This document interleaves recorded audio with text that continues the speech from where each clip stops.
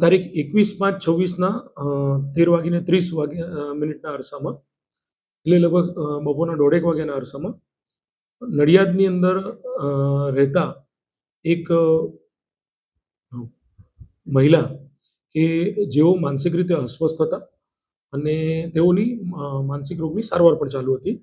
આ મહિલા પોતાના ઘરે કોઈ વાતે નાની મોટી ઝઘડો થતા પોતાના ઘરેથી નીકળી ગયેલા અને એ મહિલા જ્યારે પોતાના ઘરેથી નીકળી અને અહીં સરદાર ભવનથી આગળ આવેલ હિન્દુઓના આશ્રમની આજુબાજુમાં બેઠેલા હતા અને ત્યાંથી ચાલતા ચાલતા પોતે મિશન રોડ જે બ્રિજ છે એ બ્રિજ પાસે પહોંચેલા.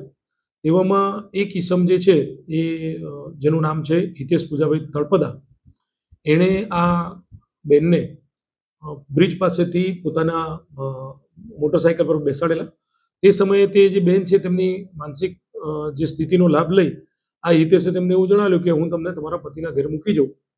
એટલે આ બેન જે છે એ પોતે તેના વિશ્વાસમાં આવેલા અને તેમ કરીને આ હિતેશે એ બેનને બેસાડી અને તેમના પતિના ઘેર ઉતારવાના બદલે ત્યાંથી પોતાની ગાડીમાં તેમને બેસાડી અને એ મોટરસાઇકલ લઈને મરીડા જે ચરા વિસ્તાર છે, જે એકદમ સુમસાન, લગભગ 500 જેટલા વીઘાનું એક અવાવરું બાવળિયાનો ખેતરનો ચરો વિસ્તાર છે.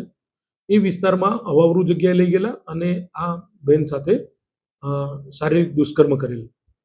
હવે બેનને તેઓએ જ્યારે જણાવેલું તો એ બેનને ત્યાં આગળ દુષ્કર્મ કર્યા બાદ ત્યાં નજીકમાં એક ખાડો હતો કે જેની અંદર વરસાદી પાણી અને ગામના ગટરનું ડ્રેનેજનું પાણી આવતું હતું. એ ખાડામાં ધક્કો મારીને પાડી દીધેલા.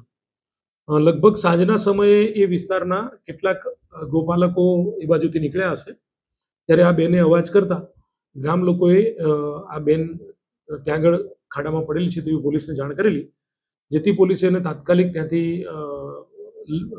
લઈ અને તેઓની સારવાર માટે હોસ્પિટલમાં દાખલ કરેલી. હોસ્પિટલમાં દાખલ કર્યા બાદ આ બેનના સગાવાલાને જાણ કરેલી અને થોડી ઘણી પૂછપરછ કરતાં બેને જણાવેલું કે એક વાદળી રંગના શર્ટ પહેરેલો ઈસમ એને આ રીતે લઈ ગયેલ છે.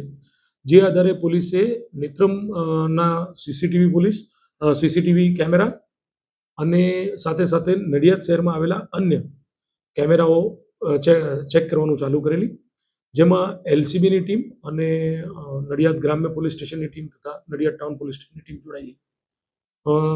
પોલીસ અધિક્ષક શ્રીના સતત માર્ગદર્શન હેઠળ આ ટીમોએ મોડી રાતના આ શંકાસ્પદ વ્યક્તિ જે છે એને આઈડેન્ટિફાઈ કરેલું અને ટૂંક જ સમયમાં એ વ્યક્તિને એના લોકેશન વગેરે મેળવી ટેકનિકલ સર્વેલન્સની મદદથી તેમજ અન્ય હ્યુમન ઇન્ટેલિજન્સની મદદથી આ વ્યક્તિ આઈડેન્ટિફાઈ થઈ ગયેલું, જેને પોલીસે અટકાયત કરેલી છે અને હાલમાં તેને જ્યુડિશિયલ કસ્ટડીમાં મોકલી આપેલું છે.